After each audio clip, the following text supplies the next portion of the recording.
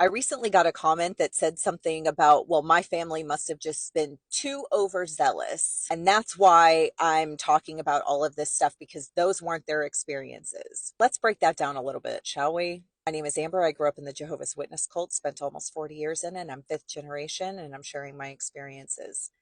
There is no such thing as being too overzealous in this organization. You can't get too many hours in service. You can't have too many Bible studies. You can't have too many privileges. You can never do enough. That's really the narrative. Have you ever wondered if your best would ever be good enough? One sister explained her feelings this way. She says, no matter how much I love Jehovah or how much effort I put forth to serve him, I always feel that it is not good enough.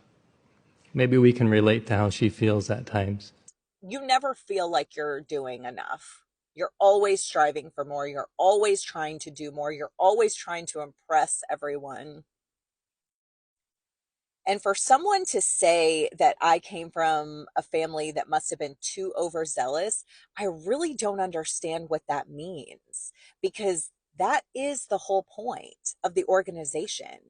I mean, if you're not zealous in the preaching work or zealous with your meeting attendance or zealous in the whole thing, you're seen as spiritually weak. You're seen as bad association. You're seen as sitting on the fence or lukewarm. There's a lot of terms. The whole point is to be overzealous. They love that. So anyone who's claiming, well, we didn't have to do this or we didn't have to do that, well, I'm sorry to say, but you were supposed to. You were supposed to be out there doing anything and everything that you could for the organization. This is God's organization. Do you not love God? I mean, these are the narratives that we grow up with. These are things that we're asked as children, or told as children. If you love Jehovah, you'll do this. If you love Jehovah, you'll pioneer. If you love Jehovah, you'll apply for Bethel. This is why kids forego college and try to go to Bethel and try to become a pioneer. A word to the parents. We know that you parents, you love your children and you want the very best future possible for your young ones. And so we encourage you, set goals of full-time service in front of your children and help them to achieve these goals.